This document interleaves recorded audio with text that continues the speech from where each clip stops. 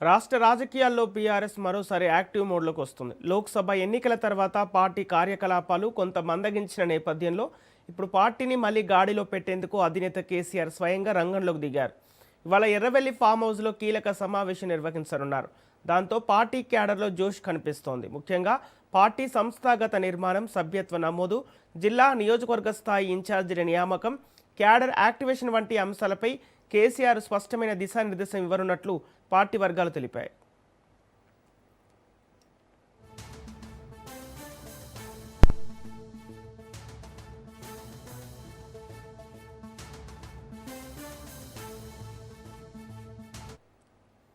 గత అసెంబ్లీ ఎన్నికల్లో అధికారాన్ని కోల్పోయిన తర్వాత బీఆర్ఎస్లో కొంత నిరుత్సాహ వాతావరణం నెలకొంది.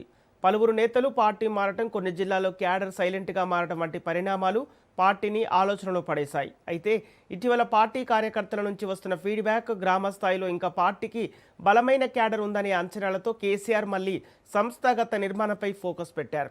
పార్టీని కేవలం ఎన్నికల రాజకీయాలకే పరిమితం చేయకుండా ప్రజా సమస్యలపై పోరాట పార్టీగా తీర్చిదిద్దాలనే ఆలోచనతో ముందుకు సాగుతున్నారు. గతంలో బూత్ స్థాయి వరకు బలమైన నిర్మాణం ఉన్నప్పటికీ రాష్ట్రంలో పార్టీ అధికారం కోల్పోయిన తర్వాత పార్టీ నిర్మాణంపై పెద్దగా దృష్టి సారించలేదు.